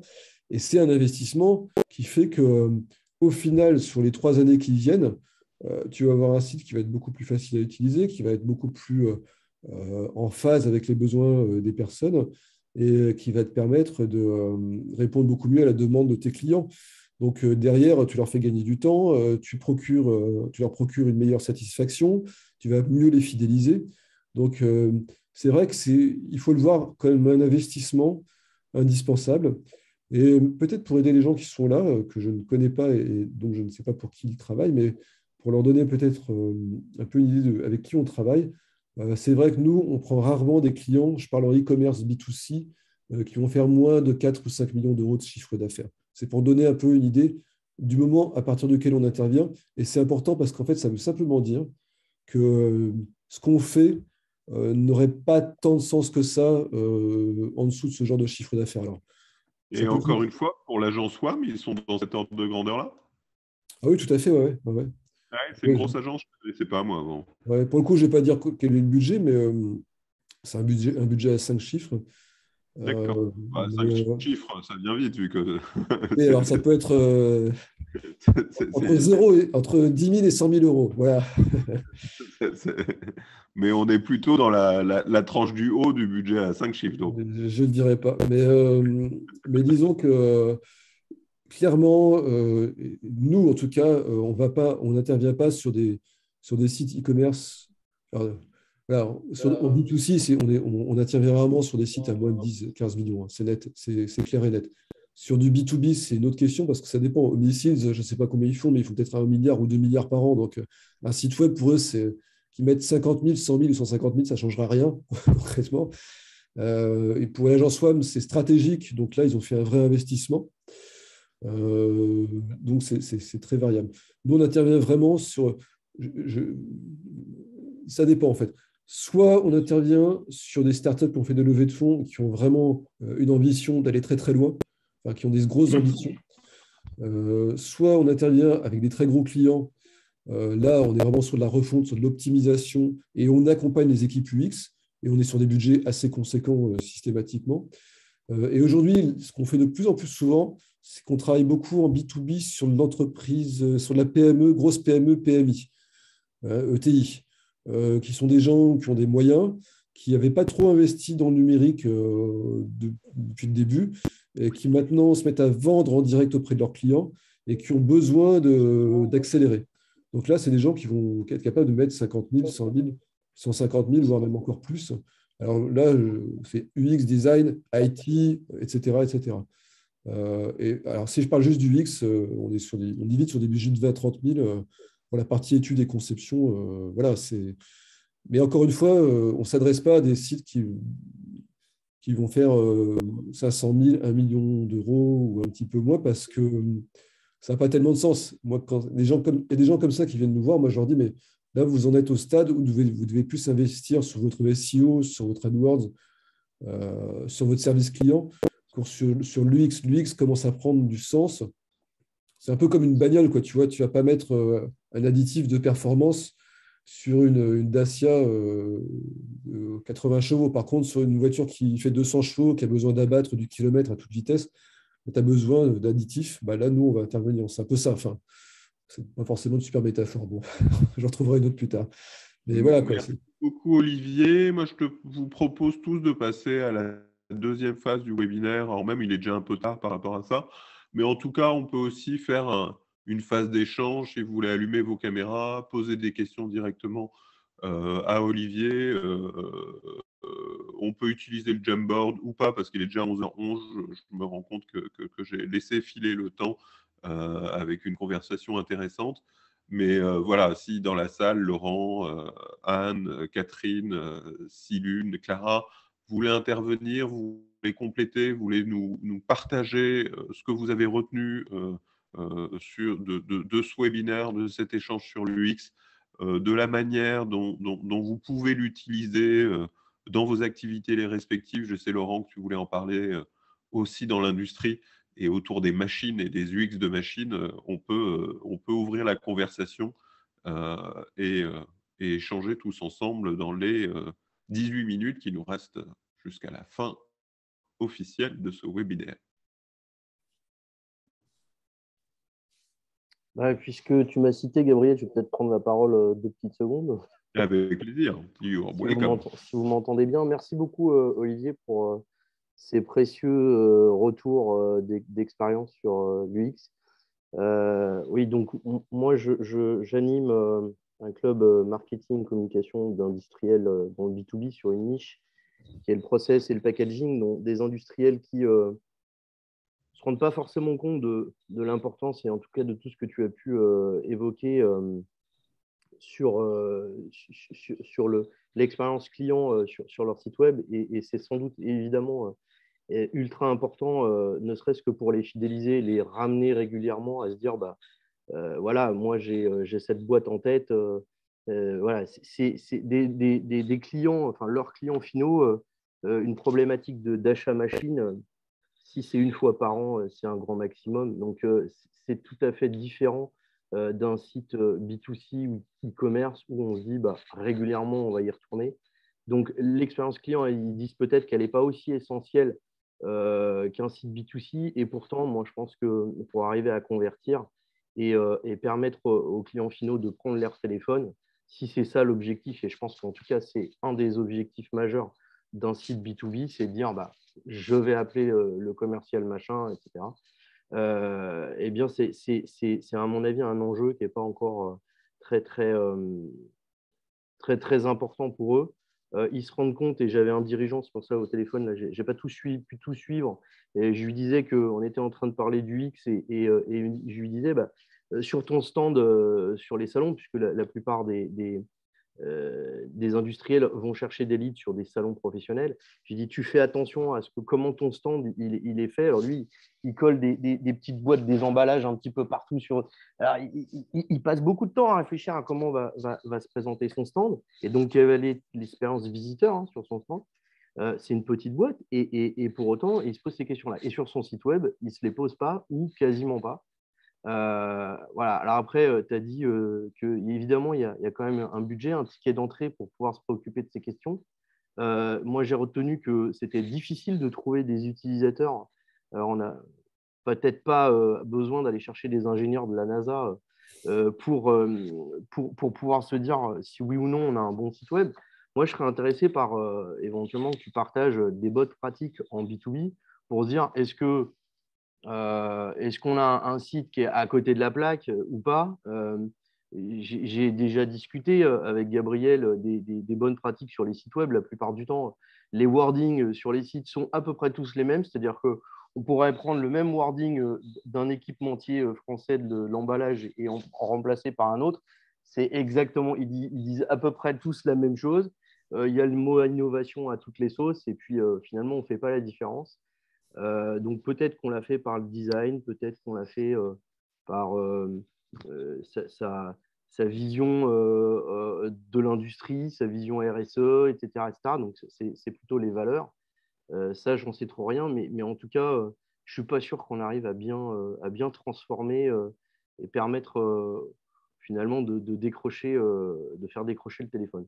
Donc moi, je suis assez preneur de bonnes pratiques, peut-être une partie, je pas, du questionnaire là, qui est posé, qui te permet de savoir ce qu'il en est, quoi. On a fait un webinaire il y a 2 semaines là-dessus, en fait. On a fait un webinaire sur les bonnes pratiques en B2B. Donc ça, tu pourras… Je veux bien le replay, je le transmets, moi. je passerai à Gabriel. à nos marketeurs. Je passerai à Gabriel. Mais en fait, je trouve que ta comparaison avec le stand est éloquente parce que c'est vraiment ça en fait qu'il faut faire. C'est vraiment se dire que son site, c'est son stand. Et c'est en train de changer, je pense. Alors moi, je ne connais pas très bien le monde de l'industrie, mais je pense que c'est en train de changer. Je prends un exemple en fait très très simple. C'est l'automobile. Il y a encore 10-15 ans ou il y a 10 ans, mais c'est allé assez vite, hein, dans l'automobile. Quand tu achetais une bagnole, bah, tu allais en concession, puis tu avais le vendeur qui te tombait dessus, puis qui te faisait son baratin, tu connaissais rien, et puis voilà.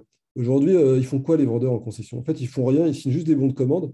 Pourquoi? Parce qu'en fait, l'acheteur, il s'est renseigné pendant 150 heures sur le site web de la marque, il connaît le véhicule sous toutes les coutures, il a déjà choisi toutes les options, il sait exactement ce qu'il veut.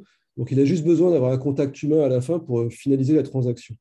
Et je pense que dans le B2B, même si tu vends qu'une seule machine-outil dans l'année ou une fois tous les 5 ans, peu importe d'ailleurs, c'est exactement ce qui est en train de se passer. De plus en plus d'acheteurs, je pense que vont se renseigner sur le web, ils vont comparer, ils vont regarder les sites, ils vont être hyper informés et quand ils arriveront devant le commercial, ils seront déjà quasiment prêts à acheter. C'est ce qui se passe. Moi, je vois en agence, c'est comme ça qu'on fonctionne, hein. En agence, moi, je ne fais aucune prospection sortante, j'ai que du lead entrant. Pourquoi? Parce qu'en fait, tous mes clients, ils se sont renseignés déjà, ils ont entendu parler de moi sur les réseaux sociaux, ils se sont renseignés sur le web, ils ont comparé, ils sont allés voir les sites qui présentaient le mieux avec l'information la meilleure, et notamment en B2B, aujourd'hui, un des grands axes de développement, selon moi, la compétitivité, c'est de la création de contenu. C'est comment on fait pour être intéressant vis-à-vis de ses clients. Tu vois, si tu donnes l'exemple de la machine-outil, moi je me dis, il y a plein de trucs à raconter sur les machines-outils. D'où elles viennent, comment elles sont fabriquées, quels avantages elles ont. On pourrait en parler pendant des heures. Ça se conçoit. On n'en parle pas sur une page web comme ça en balançant un texte. On se dit comment je peux raconter ça.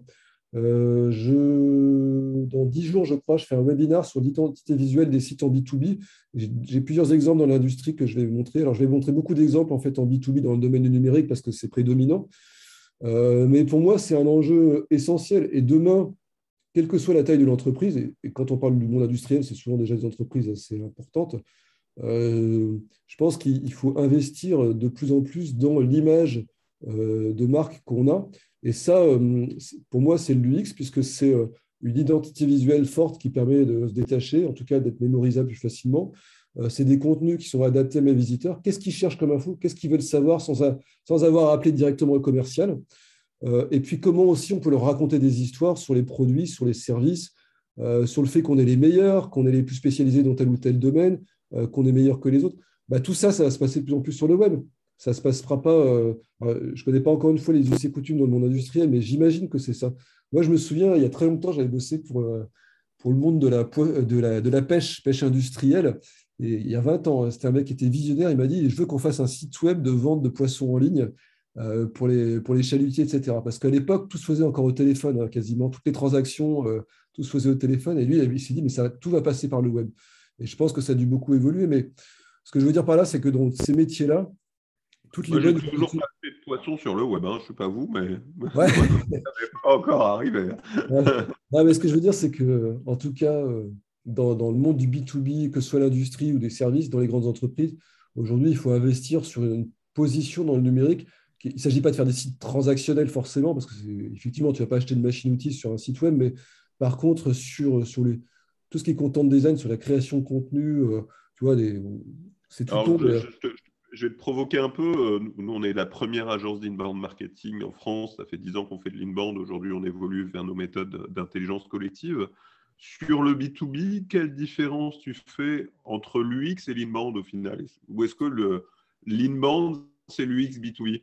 Non, mais ce n'est pas la même chose. En fait, l'inbound, je pense que l'inbound va définir Parce que là, tu viens de nous parler beaucoup de contenu, d'images de marque, de faire venir Ouais, vers soi, de la parce que navigation. parce que ça se touche, en fait. On est dans des choses qui peuvent se Ça se touche, en rapprocher un fait. peu.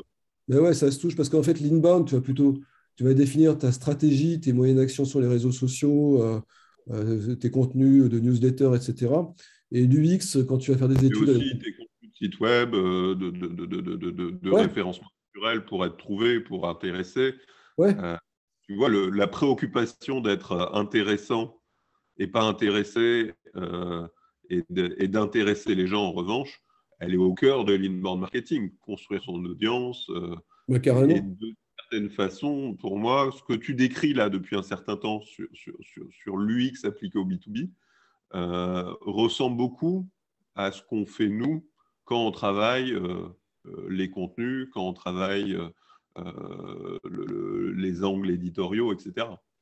Et complètement, ça se touche en fait. Et, nous, l'UX, on va plutôt aller jusque, avec certaines méthodes, on va aller dans la compréhension du client, qu'est-ce qu'il veut voir sur les sites, qu'est-ce qu'il veut voir comme contenu. Donc, on peut nourrir d'une Alors, certaine manière l'inbound. parallèle, c'est des choses qu'on fait quand on travaille sur nos personas, sur leurs jobs to be done, sur leur pain, sur leur gain. En fait, tout ce travail de création de lignes éditoriales, d'identification de sujets, qui s'appuie sur des méthodes du X au final, hein, parce que les personas, c'est des méthodes du X, bah, font que, en t'entendant, bah, ça me titillait tout à l'heure quand tu as présenté l'agence web, je me suis dit, tiens, c'est quoi le regard et tout. Et au final, j'ai un peu l'impression qu'il y a un vrai rapprochement sur cette cible B2B de nos métiers, Ah ouais, ouais, mais tout à fait, hein. De toute façon, bah, moi, tu me connais aussi. qui est très différente sur des approches plus apps ou plus e-commerce, où là, on va avoir des vraies logiques d'ergonomie euh, Hmm, qui vont être moins propres à ce que nous, on fait en inbound. hmm. Bah, c'est parce que Mais en l'UX, même temps, c'est un domaine en fait vaste, parce qu'on a tendance à l'assimiler à l'ergonomie en fait, et puis le design d'interface, ce qui est quand même le cœur du truc, hein, on ne va pas se mentir. Mais en fait, nous, de plus en plus, quand on travaille avec des clients, c'est vrai qu'on va pas mal en amont sur la définition de ce que veulent les gens, de leurs besoins. Euh, donc, on vient marcher entre guillemets sur les plates-bandes de l'inbound ou du marketing, hein. Il n'y a pas de frontière très, très nette, quoi, tu vois. oui, Mais, oui, alors après, de toute façon, il n'y a pas non plus de répartition de territoire. mm, Mais c'est intéressant. Enfin, j'ai mis du temps à faire les rapprochements, en fait. mm, mm. Euh, et à réaliser qu'en fait, enfin, pour le poser différemment, on faisait aussi un travail UX euh, parce qu'on réfléchit persona, parce qu'on réfléchit parcours d'achat, parcours client.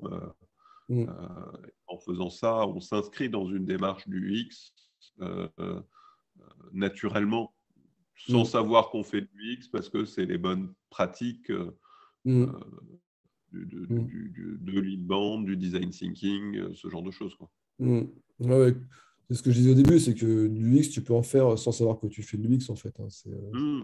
d'une certaine manière, quoi. Après, Ouais, et je puis pense qu'il y a dès plein que de tu gens qui vont ouais, t'intéresses à tes utilisateurs, dès que tu essayes de leur apporter l'information dont ils ont besoin, de répondre à leurs questions. Euh, Tu vois, moi j'ai beaucoup dit autour de l'inbound que faire de l'inbound marketing, c'était une façon de jouer à Géopardy et de deviner que les questions que se posaient tes clients et de leur apporter les réponses. ouais. Euh, et en fait, ça rejoint, alors, ça passe pas nécessairement par des enquêtes et des questionnaires, mais tu as quand même cette envie de deviner les questions qu'ils se posent, de te mettre dans leur peau et d'aller apporter les réponses. Mm. Justement, Gabriel, se mettre dans la peau des clients, je vais poser la question à Olivier, c'est est-ce que vous avez des visions ou des conseils aux gens qui, évidemment, exportent à l'international parce que un client chinois, asiatique, de ce que je crois ou entendre, en tout cas, n'a pas les mêmes comportements ou la même vision de l'expérience utilisateur qu'un qu'un client, je dirais, occidental, ou en tout cas, est-ce que Castorama.fr et Castorama.de, ça doit avoir la même allure pour faire simple en Europe et si enfin, je ne sais pas si je suis très clair sur ma question, mais en tout cas, Mm. ça me semble éminemment important de se dire, quand on se met dans la peau de son utilisateur, est-ce qu'il y a vraiment des grosses différences ou est-ce qu'il y a des grosses trends sur lesquelles on peut se dire, ça va, on est bon là. Ouais, il y a des différences. Alors, pas en ergonomie pure, parce que alors, entre occidentaux, il n'y a pas de gros sur l'ergonomie pure, il n'y a pas de différence. Un Italien, un Allemand, un Français ou un Anglais va plutôt réagir de la même façon sur une interface. Si on commence à parler des Chinois, c'est plus du tout la même chose, évidemment. Ouais, Parce que, ça clignote de tous les côtés hein, sur leur site web. ouais, et C'est- puis, Puis après, effectivement, ils n'ont pas non plus la même façon de chercher les choses, ils ne cherchent pas forcément les mêmes informations. Donc oui, il doit y avoir des adaptations. Et ça, tu conseilles tes clients là-dessus Ah ou oui, pas? complètement. Oui. Bah, nous, Ouais. on fait des tests à l'international. On vient de bosser pour Jean-Paul Gaultier, parfum, là, sur l'Allemagne, par exemple. Et l'étude était focalisée uniquement sur l'Allemagne, par exemple. Parce qu'ils avaient besoin de comprendre comment les acheteurs allemands se comportaient. J'ai une petite anecdote à propos de ça pour te dire que des fois, ça ne joue à vraiment pas grand-chose. Et c'est pour ça que c'est important. On bosse avec Petit Bambou, l'application de méditation. Et eux, ils ont par exemple un problème de positionnement très fort avec leur marque parce que le petit moine bouddhiste est très mal perçu en Allemagne. Les Allemands trouvent que c'est hyper raciste, etc. Mm. Donc voilà. Mais oui, on fait ce genre d'études. En fait, alors, des internationales comme on a fait avec Omnicide, c'est plutôt rare. Quand on fait autant de pays comme ça, d'abord, ça coûte très cher parce que recruter des gens comme ça, c'est hyper onéreux. Par contre, en fonction du cas, tu vois, si on parle d'export en Europe, par exemple, on se concentrera sur 3-4 pays majoritaires. Je ne sais pas, l'Allemagne, l'Espagne, ou j'en sais rien. On recrutera des personnes à distance et puis on fera l'étude comme ça. Et on verra les différences, pas tant sur l'ergonomie, mais plutôt sur sans doute les besoins, la façon dont les gens perçoivent les trucs, quel genre d'infos ils cherchent en premier. Et après, on fusionne, ou pas d'ailleurs, parce qu'il peut très bien ressortir du test qu'en fait, on se rend compte, mais pour les Allemands, on ne pourra pas faire le même site. On se dit, mais non, en fait, les Allemands, ils ne fonctionnent pas de la même façon parce que, j'en sais rien, ils ont une autre appréhension des choses, quoi. J'ai une autre question très basique. Gabriel disait, je ne veux pas monopoliser les conversations et les questions, hein. C'est, on se pose la question de quelles sont les questions que se posent nos clients. Question, de toute façon. Ouais, dernière. On se pose les questions de quelles sont les questions que se posent nos clients. Donc, ça veut dire, est-ce qu'il faut, moi, si je viens pour acheter une machine sur un site web, bon, j'ai peut-être des a priori, mais en tout cas, je me dis que je connais mon métier. Je n'ai pas forcément envie qu'on m'apprenne quelque chose. Donc, est-ce qu'il faut distinguer du contenu avec un blog et puis un site vitrine vente ou mêler les deux? Voilà, ça, c'est ce genre de questions. J'aimerais bien avoir plus ou Bah, moins une réponse. il faut vraiment, enfin, tout s'entremêle parce qu'en fait, quand on a un site, on a des tas de visiteurs tous différents les uns des autres avec des besoins différents, puis qui sont aussi à des stades de réflexion différents. Enfin, il y a un moment donné, je me dis, tiens, je vais acheter une machine. Et il y a un autre moment donné, c'est, ah bah, je me suis bien renseigné, maintenant, je vais refaire un dernier tour pour voir chez qui je vais choisir, quoi.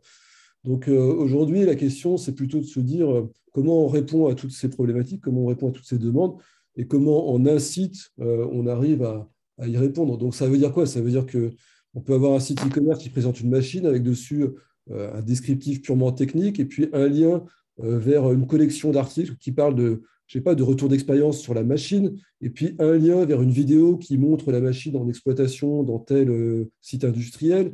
Et puis, on pourrait aussi avoir, je ne sais pas, un renvoi vers un doc à télécharger avec un testimonial. Voilà. Aujourd'hui, nous, on ne répond pas en disant on fait un site e-commerce d'un côté et puis un blog. On dit plutôt, ben voilà, les gens, ils veulent ça. Et en fonction de ce que veulent les gens, on va concevoir un site où on va rendre le parcours le plus malin possible, en fait.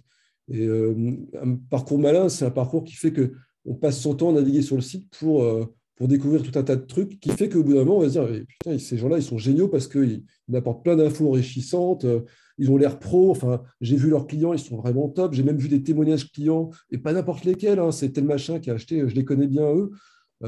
Donc c'est tout un travail de contenu différent. On rejoint aussi ce que fait Gabriel, en fait, hein. C'est vrai que c'est assez similaire par moment, de persuasion qui fait que de toute façon, ce n'est pas en une visite que quelqu'un prend une décision, c'est 1, 2, 3, 4, 5, et puis les visites chez les concurrents, les visites ailleurs.